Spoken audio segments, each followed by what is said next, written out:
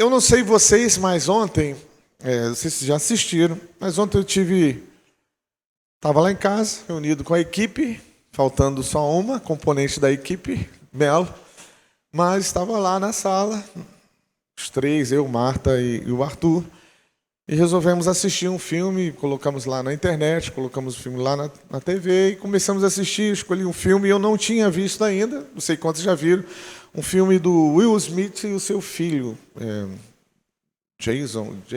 não sei que é Smith, também o garotinho, né, que fez Karate Kid. É um filme que se chama Depois da Terra. É isso, né? Já viram esse filme? Quem já viu Depois da Terra, levante sua mão. Depois da Terra, poucas pessoas. Eu assisti, nunca tinha visto o filme, gostei muito. E nesse filme, por incrível que pareça, eu fui ministrado com uma coisa que é importante nesse filme. O filme é o seguinte, tem no ano, sei lá quantos mil, depois no nosso, né? E eles não vivem mais na Terra. A Terra virou um planeta selvagem, onde tudo está programado para matar um ser humano. O ser humano, não existe mais nenhum ser humano na Terra, só alguns bichos, animais, uns bichos meio esquisitos. E eles vivem nos planetas, enfim, lá fora, nas galáxias, por aí.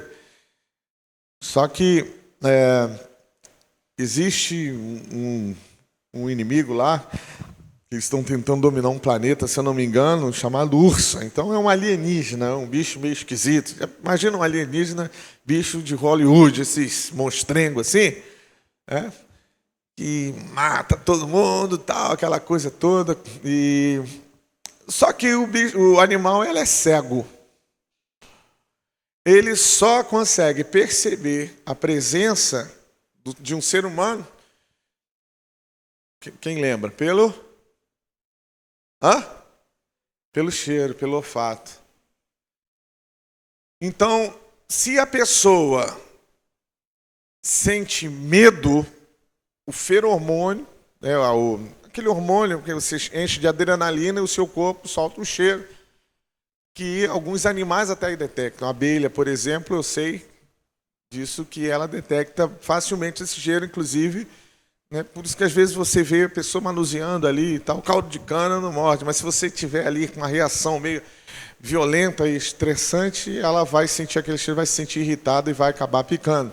Então, esse animal, ele só ataca, ele consegue enxergar a pessoa onde ela está quando ela está soltando esse feromônio, que é o sintoma clássico que a pessoa está com a adrenalina alta e está com medo.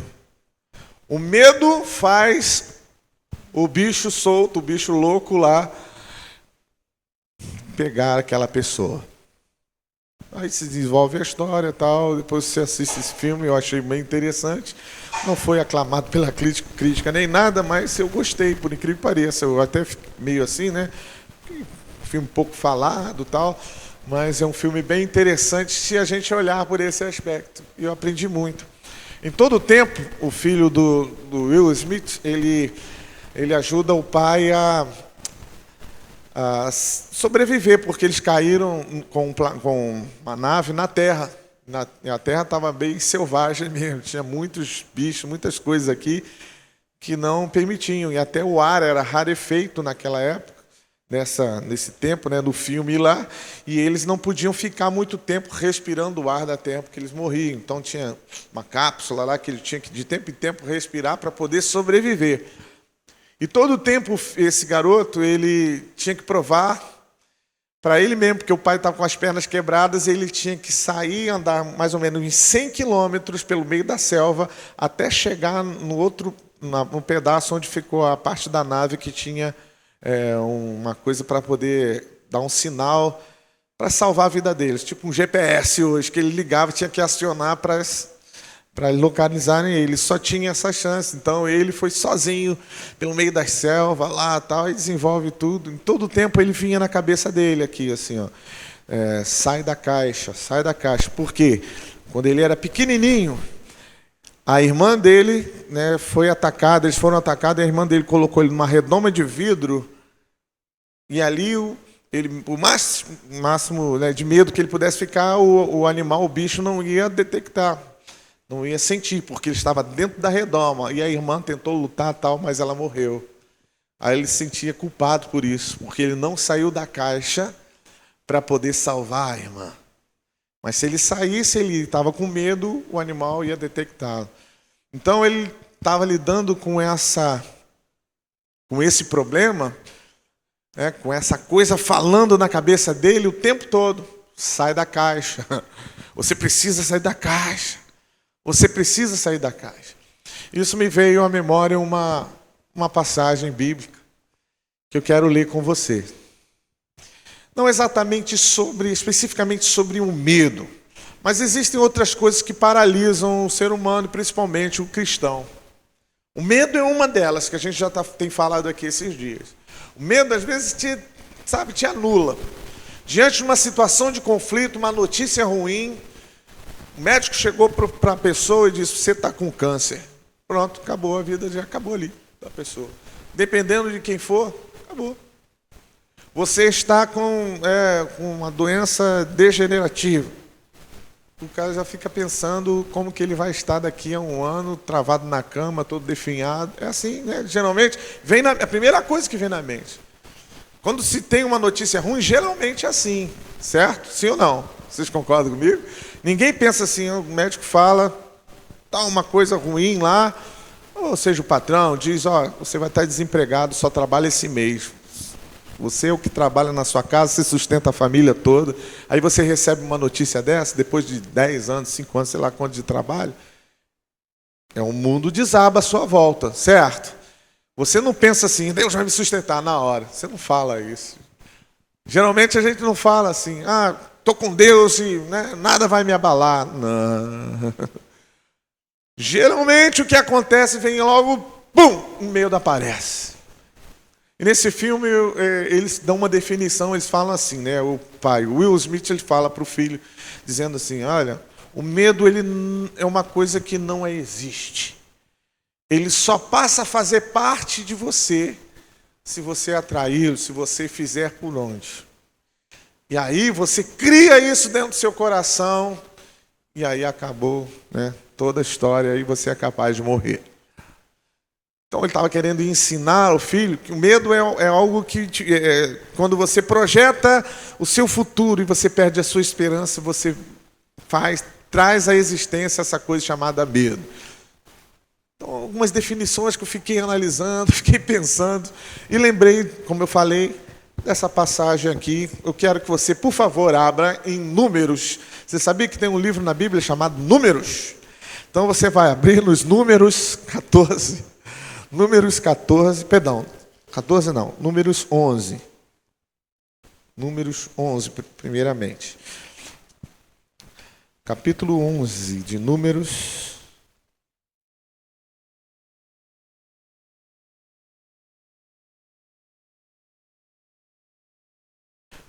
Segura aí, se você que abriu, e olha para mim aqui. Quero te ensinar algo poderoso hoje, queridos, sem pretensão, sem presunção, sem nada. Mas algo que eu também estou aprendendo. E antes de mais nada, eu quero dizer, antes de qualquer coisa, eu quero dizer para vocês que essa palavra está sendo para mim também. É bom até que o retorno esteja bem equalizado, porque eu vou pregar para mim também. Eu vou pregar para vocês, mas vai servir para mim. Eu não sou infalível, eu não sou o Superman, eu não sou... Até o Superman é falível. Mas eu quero que você entenda que existia um homem na face da terra chamado Moisés. Há um tempo atrás, Moisés cresceu no meio do povo egípcio, cresceu no meio do governo do faraó, daquela família, e comendo do bom e do melhor, achando que de repente era alguma coisa. Mas Deus o chamou quando ele determinou no coração de ajudar o seu povo, de encontrar a sua própria identidade, Moisés. Deus fez um chamado: olha, você vai ser o líder que vai tirar o povo, o seu povo, o povo hebreu, o povo de Israel, dessa escravidão, desse sofrimento, dessa aflição toda que vocês estão tendo. A Bíblia diz que o povo clamava, gemia, chorava por Deus, por um livramento, porque estavam sendo escravizados e a coisa estava apertada. A tribulação era grande para o povo de Israel. O aperto era grande, eles não tinham identidade, não tinham terra, não tinham direito a coisa nenhuma. A única coisa que eles podiam era comer e trabalhar para sobreviver. Porque se recusasse o trabalho, pode ter certeza que morria. Era escravidão, queridos. E isso começou a pesar, e o povo começou a clamar pelo Deus que eles conheciam, pela história, aquele Deus de Israel, o Deus Todo-Poderoso, o Deus de Abraão, o Deus de Isaac, o Deus de Jacó. Cadê esse Deus? E eles clamaram, e Deus ouviu. A Bíblia diz que Deus ouviu dos céus e levantou Moisés como esse líder. Só que Moisés teve que enfrentar, queridos, desde o primeiro momento do seu chamado, quando uma planta, um arbusto, uma árvorezinha pequena chamada sarça, ela começou a pegar fogo, mas ela não consumia. Era um fogo virtual, alguma coisa assim. Na verdade, era um fogo sobrenatural. Era o fogo de Deus. E Deus falou com Moisés naquele momento ali.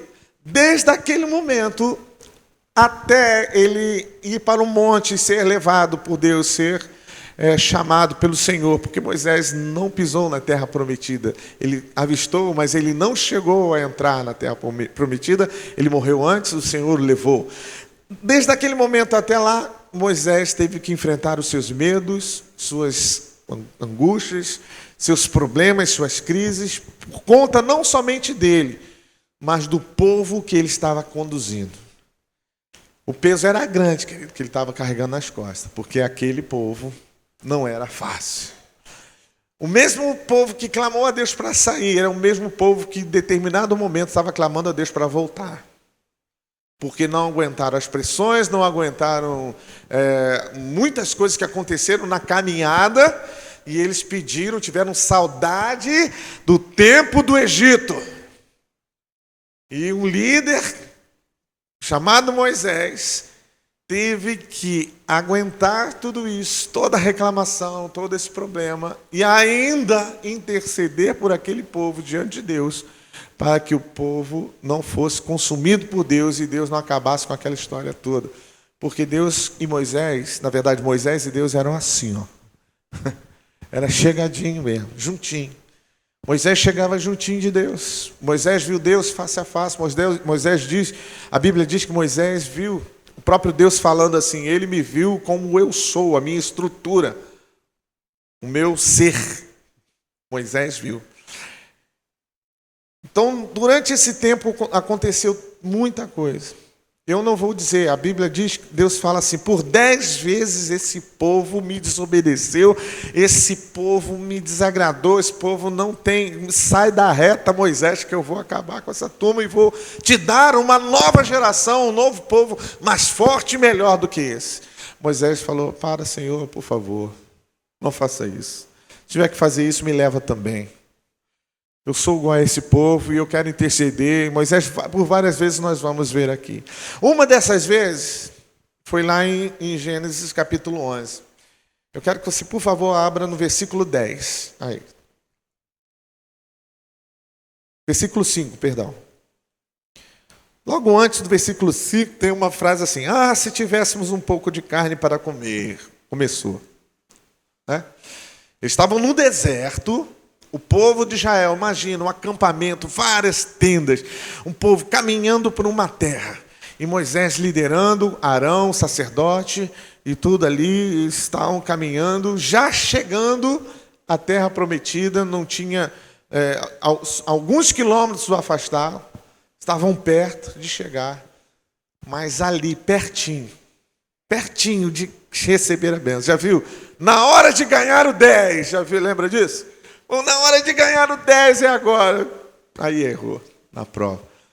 Então estavam pertinho e começaram. Lá no Egito tinha carne, tinha peixe, tinha tudo.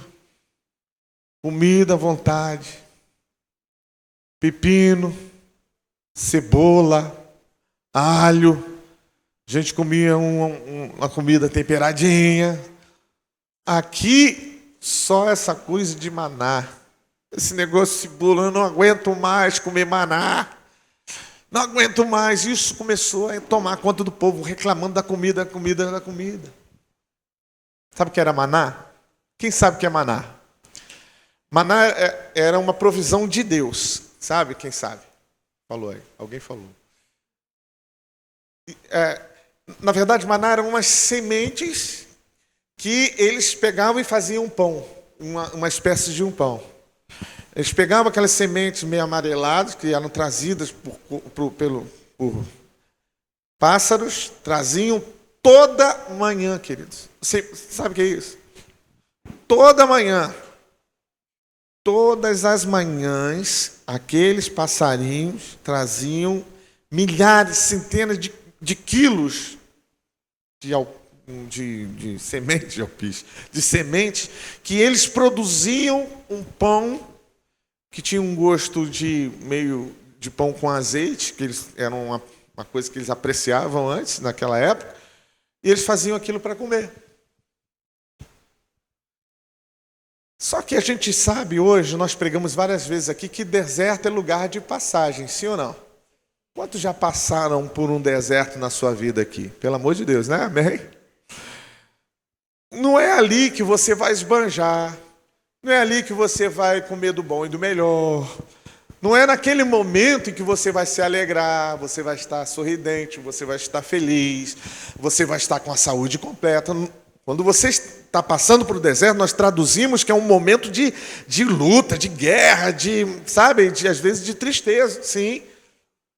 É um momento que a gente passa na vida. O maná não era para sempre. O maná não era para sempre. Talvez alguns meses, alguns dias, meses, eles iam comer daquilo. Para quem já passou, né, como Jesus, 40 dias em jejum, Elias e alguns outros.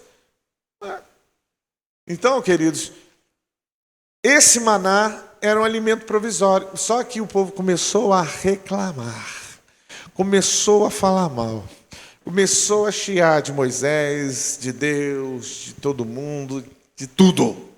E olha aqui, versículo 10. Então Moisés ouviu o choro do povo. Cada família chorava na entrada da sua barraca. Queridos, chegavam a chorar porque não tinha comida que eles queriam. Eu quero. Já viu? Chorava. Eu quero peixe, eu quero carne. Eu quero carne. Eu sei que tem gente que gosta de churrasco. Tem gente aqui que gosta muito de churrasco. Mas, vou te contar, querido. Chorar. E eles choravam aqui. E Moisés também ficou aborrecido. E disse a Deus, o Senhor: por que me tens tratado tão mal? Por que estás aborrecido comigo, Senhor?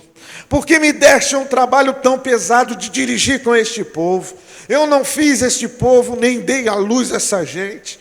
Por que me pedes que faça como uma babá e carregue no colo como as criancinhas para a terra que juraste dar aos seus antepassados? Onde poderia eu conseguir carne para dar a todo esse povo? Eles vêm chorar perto de mim e dizem que querem comer carne. Moisés estava falando isso para Deus, querido. Pensa, querido, numa oração dessa. Agora diz para mim, tem que ser íntimo, não tem? Tem que ter intimidade. Tem que conhecer o coração de Deus, tem que ser conhecido de Deus, para ter um relacionamento como esse de chegar e dizer uma coisa assim. Às vezes, para um e para outro, nós temos uma certa dificuldade de falar essas coisas. Coisas desse tipo, né? Por acaso, fui eu que botei esse povo na terra, eu dei à luz a essa tralha de gente, e o Senhor que fez e ainda estão reclamando de mim. E olha como ele estava orando, queridos. E às vezes a gente fala aqui, queridos, não reclame. Moisés estava reclamando, estava murmurando com alguém? ele estava incitando alguma coisa, alguma revolta.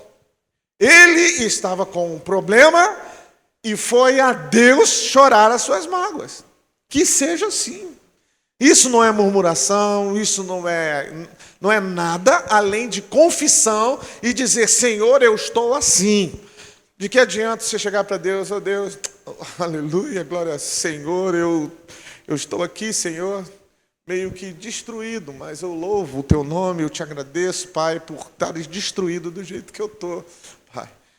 Que não combina. Se você chegar para Deus acabado por um problema: Senhor, eu me rasgo diante do Senhor. O Senhor quiser até me leva agora, porque eu não tenho mais paciência, Senhor, com isso. Não aguento mais, Deus, me ajuda. Isso é oração de quem tem intimidade com Deus, de quem sabe que tem um Pai do outro lado, de quem sabe que aquela pessoa que está do outro lado, ela vai te ouvir e sabe das suas limitações e vai te acalmar. Nós temos um Pai, queridos. Nós não temos um general somente. Nós não temos um todo-poderoso somente. Nós temos um papai que olha por nós. E olha aqui. E aí Moisés foi fazendo a sua oração. 14. Eu sozinho não posso cuidar de todo esse povo. Imagina, ele já devia estar chorando. Ele já devia estar. Eu não posso sozinho cuidar desse povo. Isso é demais para mim. Imagina, queridos, mais de 600 mil homens. Que logo depois ele dá essa relação. Quando fala mais de 600 mil homens, nós estamos entendendo que mais de cerca de 1.500.000 pessoas ou mais. Porque tinha mulheres e tinha crianças que não eram contadas. Então, ele começou a dizer: se vais me tratar desse jeito, tem pena de mim e me mata. Se gostas de mim, não deixes que eu continue sofrendo desse jeito.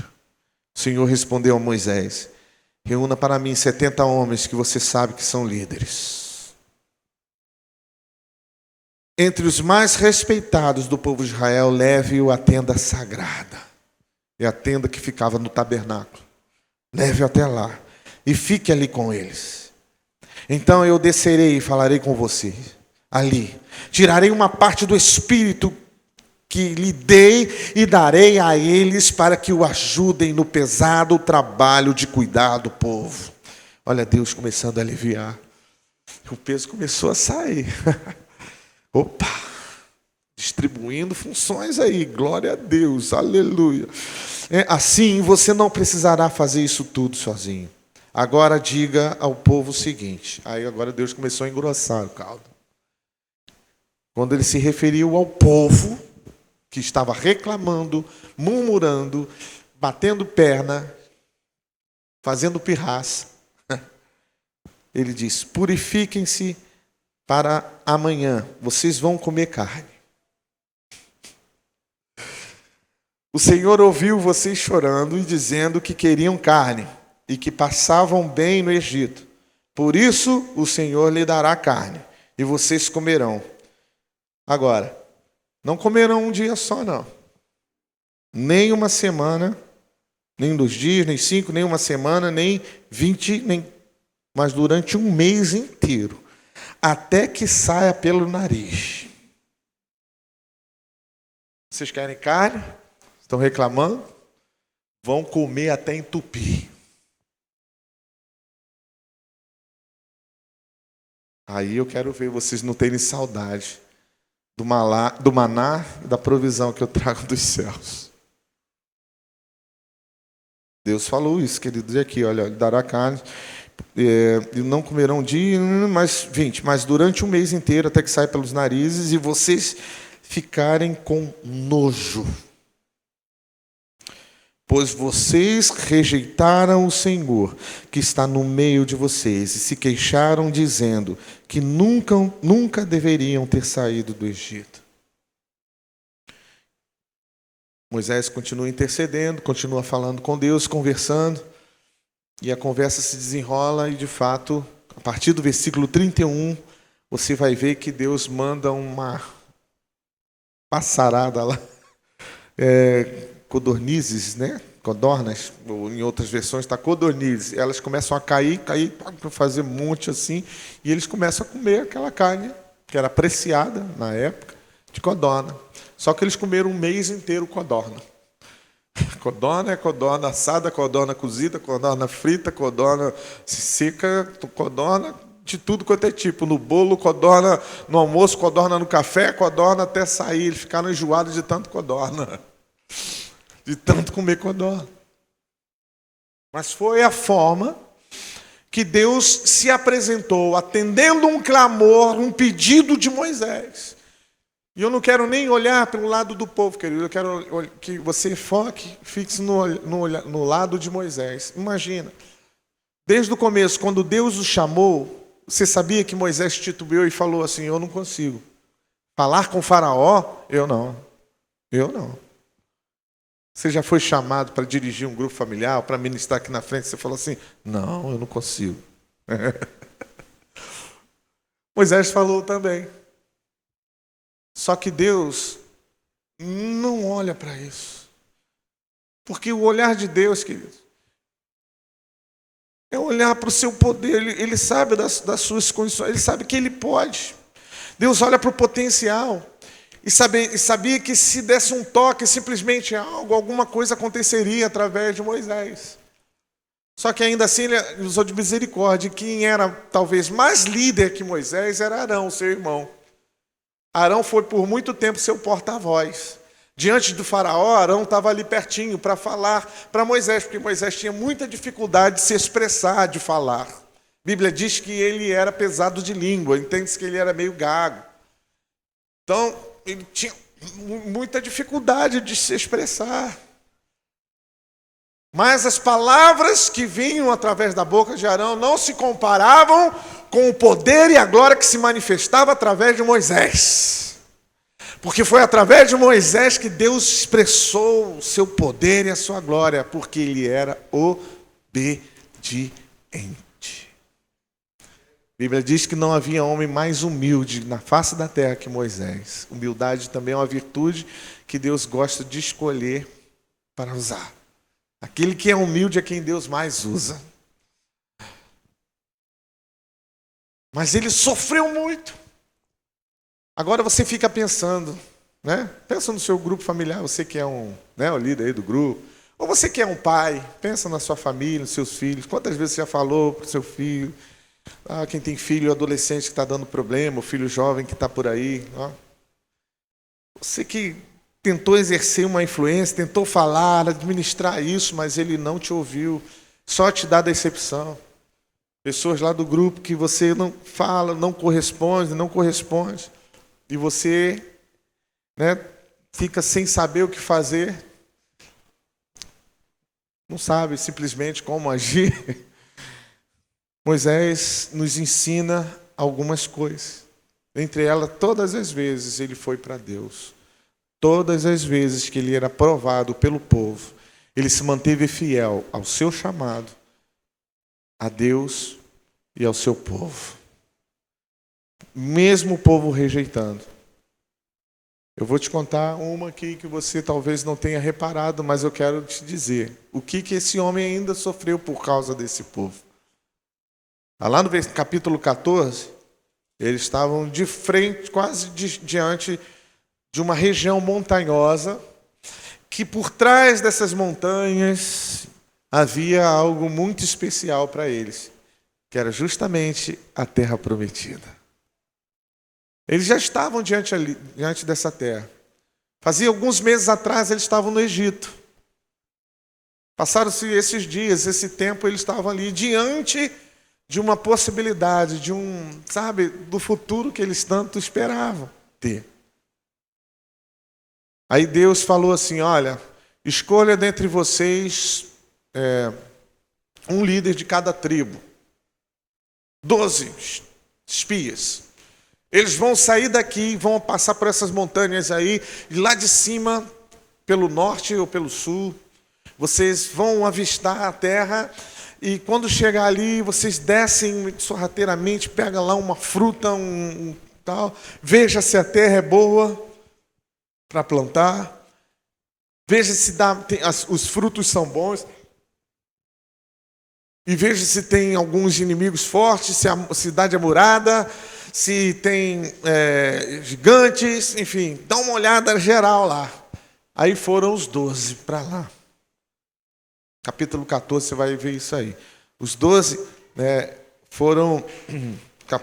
capítulo 13, né? 13 e 14. No 13 fala isso. Eles foram, atravessaram, subiram aquela montanha, atravessaram aquela região e olharam lá de cima. E durante 40 dias eles ficaram por ali. Talvez fizeram amizade com o outro, não sei se não deve ter se identificado.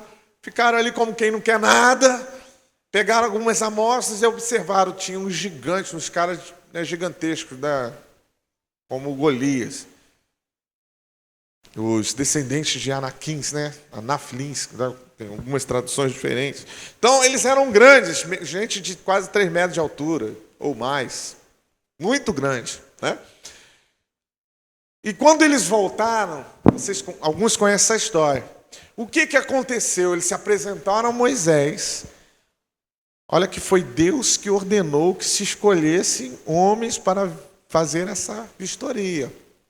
E quando eles voltaram, falaram o que para Moisés? Quem sabe? 10 deles falaram a mesma coisa. O que 10 falaram? Quem sabe? 10 daqueles espias, quando viram a terra que Deus tinha prometido, deram um relatório positivo ou negativo? Negativo. Mas a terra era boa. Se você ler aqui na Bíblia, nesse capítulo, você vai ver que eles pegaram um cacho de uva, Altair, que 2 tinham que carregar na vara, no ombro. Um cacho de uva sendo carregado por 2 pessoas. Imagina isso. Era a terra chamada Vale de Escol. Não é Escol não, tá? Escol. Porque os frutos, figo, era assim um troço lindo, maravilhoso. A terra era boa. Tinha os gigantes sim, mas a terra era boa. Só que eles começaram a dizer assim, olha, nós não vamos não. Primeiro eles falaram para Moisés, está aqui, ó. Capítulo 13, versículo 27. E eles disseram a Moisés: nós fomos até a terra onde você nos enviou. De fato, ela é boa, é rica, como se pode ver por essas frutas. Aí eles mostraram as frutas lá a Moisés. Aí vem aquela empolgação, né? Moisés, imagina, né? Imagina, um senhor de idade, querido. Coitado, eu fico assim, meu Deus, Moisés sofreu. Gente. E aí eles continuaram. Mas os que moram lá são fortes, e as cidades são muito grandes, e têm muralhas. Além disso, vimos ali os descendentes dos gigantes. Os amalequitas moram na região sul da terra, os heteus. Aí começaram a dar relatório negativo. Aí o povo que estava ouvindo começou a falar, tá vendo? Olha só, olha o que deu. De que adianta, que valeu, nós vamos morrer aqui. Nós não vamos conseguir. Comprei um pedaço de terreno lá, quando cheguei lá já estava invadido e eu não posso mais tomar posse. Não dá mais. E agora, o que nós vamos fazer? Vamos morrer? Blá, blá, blá, blá, blá. E agora, tal, Moisés? Moisés nos enganou. Tal, não sei o que. Eles tinham acabado de ver milagre após o outro, querido. Um milagre atrás do outro. Moisés lá, sofrendo. Um bombardeio. É bombardeio para cá, é bombardeio para lá. Não sei eu. Moisés, ele foi notável porque ele era humilde, paciente. Acho que eu não seria o chamado porque Deus me conhece. Eu preciso ser tratado, querido, nessa área. Porque eu já tinha mandado esse povo para o inferno, como Deus falou. Deixa que eu acabe. Eu falo, manda ver. O Senhor vai fazer de mim um outro povo? Manda ver, Senhor. Eu não aguento isso não. Queridos, tem momento que a gente não aguenta, assim, sério. Assim. É lógico, nós somos pacientes, nós somos trabalhados por Deus. Mas por 10 vezes, 10 vezes, uma atrás da outra, reclamando, contando as duas últimas aqui. Isso é demais, cara. E a culpa acima de mim, eu acabei de interceder para eles não morrerem. E agora vem para cima de mim, o pior ainda não tinha acontecido. Sabe o que aconteceu depois? Aí eles começaram a mentir, os espias. Vai lá no versículo 32. Olha lá. Assim espalharam notícias falsas entre os israelitas a respeito da terra que haviam espionado. Eles disseram: aquela terra não produz o suficiente nem para alimentar os moradores. Olha só, começou a mentir. A terra era boa, a terra dava fruto bom, a terra tinha tudo. Eles começaram a dizer: aquilo lá, aquela terra lá é terra seca, aquilo lá é planta morre, nada nasce naquilo. E além do que, vimos gigantes ali. Perto deles nós nos sentimos como gafanhotos. E eles também nos viam como gafanhotos. E nós não vamos lá de jeito maneira.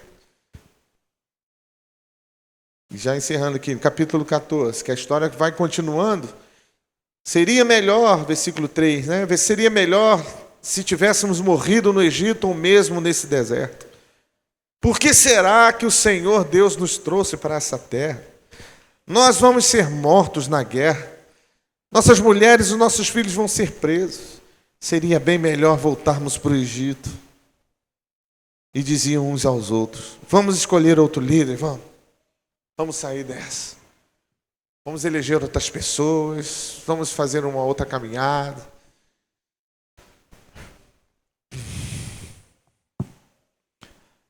Então Moisés e Arão se ajoelharam, encostaram o rosto no chão,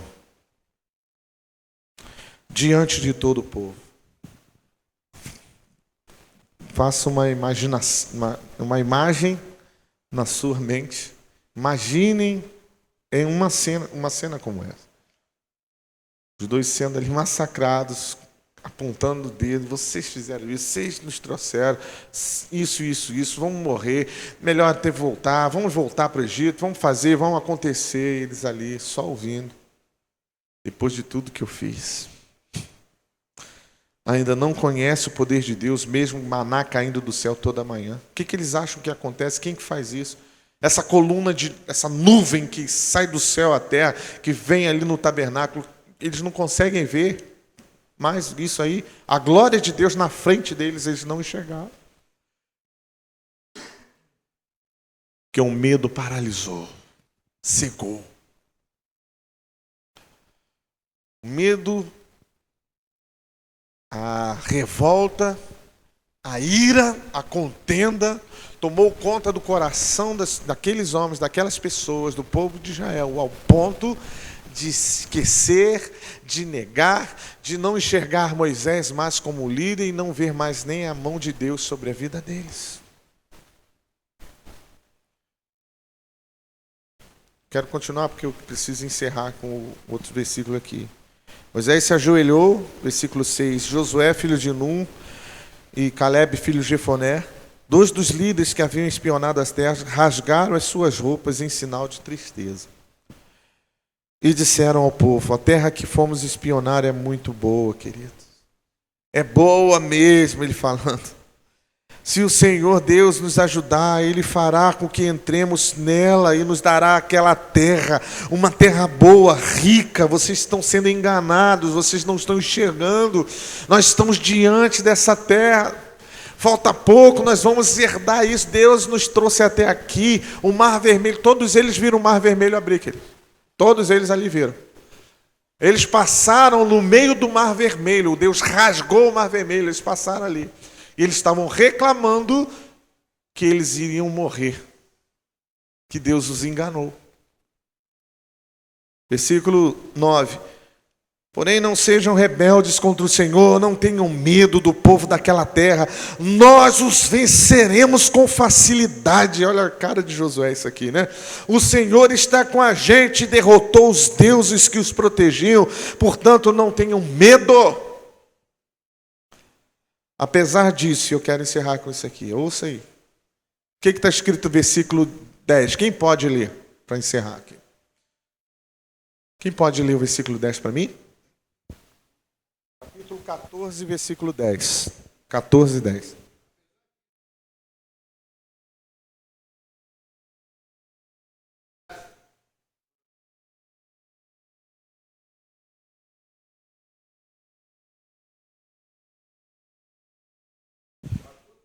A todos os filhos de Israel. A versão está assim, ó. Apesar disso, o povo ameaçou matá-los à pedrada. Mas, de repente, todos viram a glória de Deus aparecer sobre a tenda. Como que Deus estivesse mostrando: ei, eu estou aqui. Vocês esqueceram de mim. De repente a glória de Deus se manifestou, como era de costume, e aquela nuvem, aquela coluna, né, de nuvem, talvez fosse de manhã, porque de manhã era nuvem, de noite era um fogo, né, era uma coluna de fogo. Apareceu ali, né, mostrando: aqui eu estou. Vocês estão querendo matar os líderes que trouxeram aqui, que vão fazer você dar o melhor. Aqueles que deram a vida por você. Ou seja, arriscaram a vida, né, melhor dizendo, por vocês. Querido Moisés, ele sofreu um bocado, mas ele permaneceu. Você sabe o que aconteceu? Logo depois, você vai ver aqui, se você quiser ler, você vai ver que Moisés intercedeu. Mais uma vez Moisés falou assim, ó: Senhor, o Senhor trouxe o povo do Egito. Sabe por que Deus? Porque Deus falou assim, ó: até quando esse povo, versículo 11, vai me rejeitar? Até quando não vão crer em mim? Embora eu tenha feito tantos milagres, vou mandar uma epidemia para acabar com eles. Porém, farei com que os descendentes de você, Moisés, sejam um povo maior e mais forte do que eles. Moisés falou: por favor, Senhor. Por favor, o Senhor os trouxe até aqui, tirou do Egito. Se o Senhor os matar, todo mundo vai ficar sabendo que o Senhor trouxe o povo e não teve capacidade para levá-los à promessa. Como é que eles vão falar? O que eles vão dizer? Moisés começou a interceder pelo povo. Começou a falar coisas assim que deixou o coração de Deus mais apaixonado por ele. Eu fico pensando, que líder é esse? Que homem é esse? Né? As mulheres, que marido é esse? Que mulher é essa? Que esposa é essa? Que pessoa é essa? Que apesar de todas as pressões de de paulada, de pancada, de uma atrás da outra, e rejeição, gente querendo matar, é capaz ainda de orar por aquela pessoa e pedir: Senhor, perdoa. Ele não sabe o que está fazendo. Eles estão enganados. Não leve em conta essa ignorância dele. Senhor, traga-o de volta para perto de ti.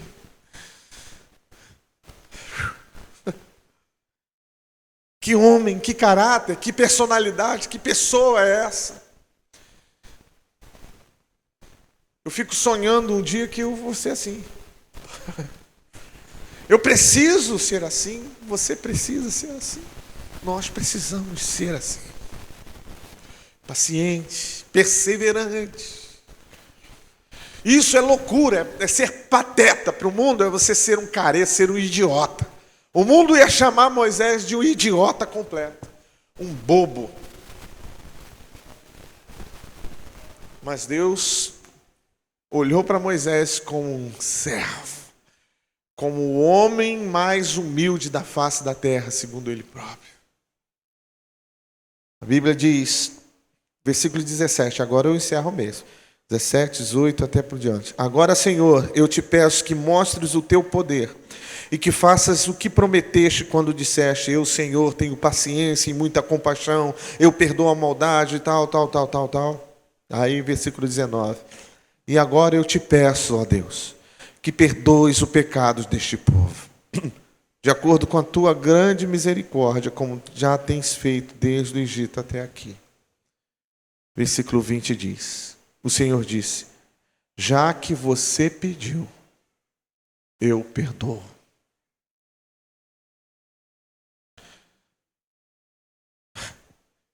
Talvez essa seja a frase mais contundente da história de Moisés.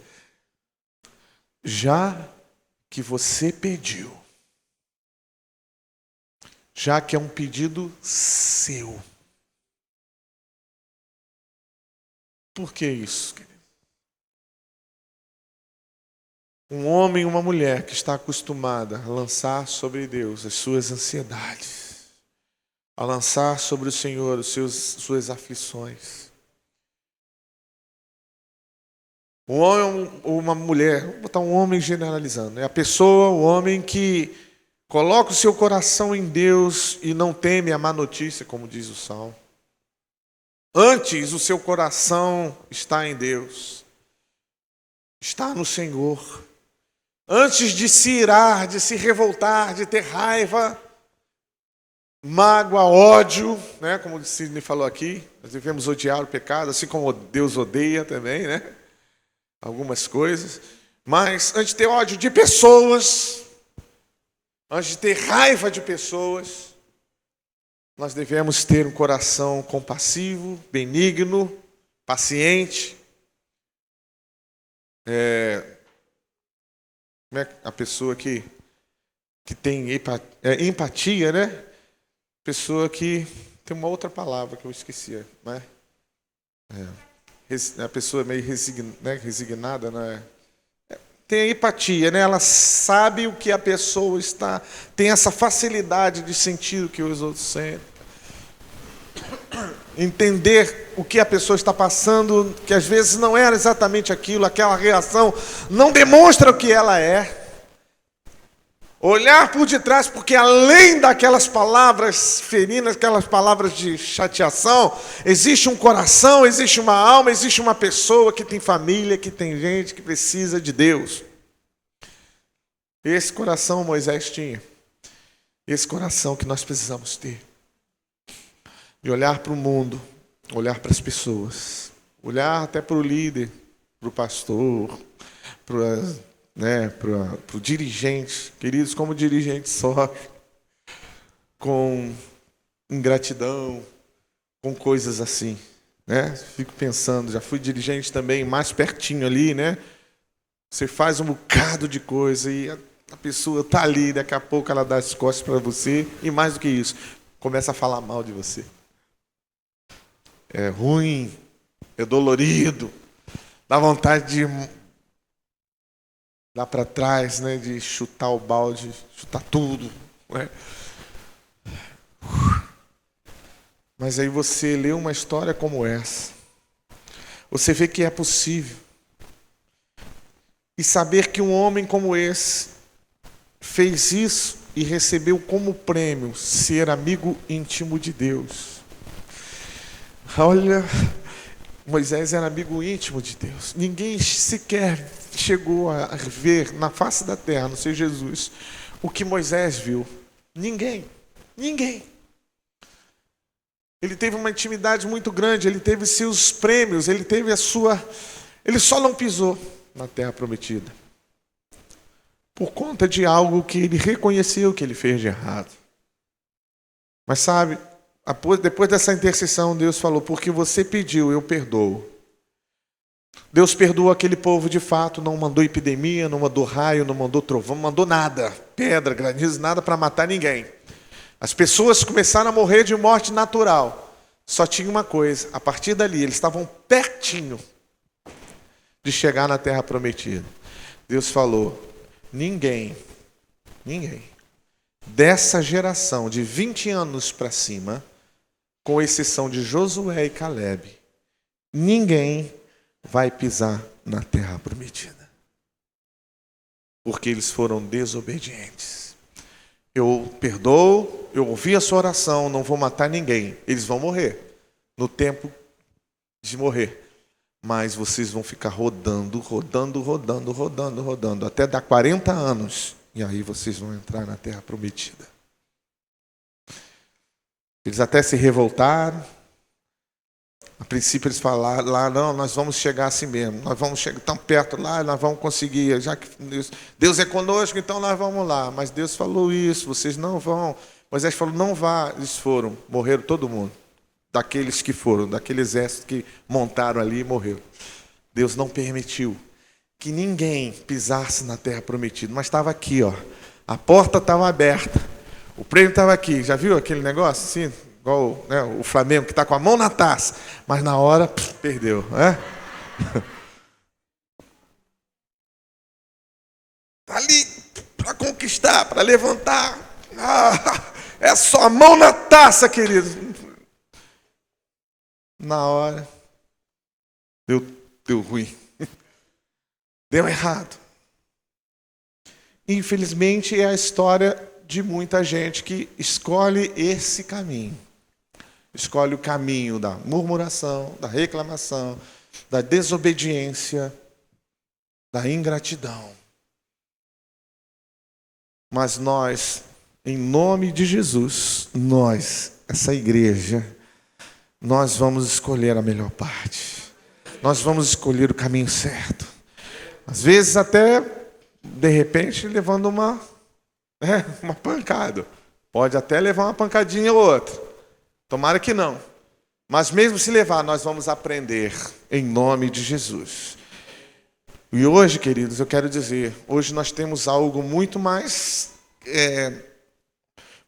intenso do que Moisés tinha na época, muito mais forte. Moisés tinha a presença de Deus em um lugar, ele tinha que subir, ele tinha que entrar na tenda, ele tinha que ir em alguns lugares fazer um esforço, fazer um sacrifício, se lavar, para poder experimentar da glória de Deus, da presença de Deus. Nós temos o Espírito Santo dentro de nós, para onde nós formos. Se nós dobrarmos os joelhos no nosso quarto, começarmos a clamar, o Espírito Santo de Deus nos revoluciona, Ele move conosco, a glória de Deus desce. Se nós estivermos nos Estados Unidos, no Japão, Suriname, estivermos em Uganda, na África, qualquer lugar deste mundo, desse planeta, ou até na Lua, fora do planeta, se nós estivermos ali, clamarmos por Deus, pelo Espírito Santo, pelo mover do Espírito, ali o Espírito Santo vai nos mover, vai nos sacudir, Ele está dentro de nós, e nós podemos nos livrar dessas situações difíceis, clamando pelo Espírito, falando com Deus, dizendo que nós temos de fraquezas, nossas dificuldades, podemos falar, Deus, rasga para Deus, mas não faça isso para ninguém. Não faça isso com seu esposo, não faça isso com seu pastor. Não faça, você pode confessar, mas não vá reclamar, não vá murmurar. Fala com Deus. Fala com Deus. É Ele quem vai te ouvir e responder. O seu pastor, querido, o seu líder, o seu dirigente de grupo familiar, a pessoa que está aí, você como pai, né? A gente consegue ouvir e assimilar alguns problemas. Mas nós não conseguimos consertar uma situação de reclamação, de ódio, de mágoa, de ferida dentro da pessoa. Isso não dá, eu não tenho esse remédio. Nós não temos o remédio para curar a alma das pessoas. Nós temos o caminho, a palavra, que indicamos o que fazer e o que não fazer. Mas o Espírito Santo que está dentro de você, Ele cura, Ele sara, Ele restaura, Ele renova, Ele dá força. Fique de pé em nome de Jesus, por favor. Fique de pé.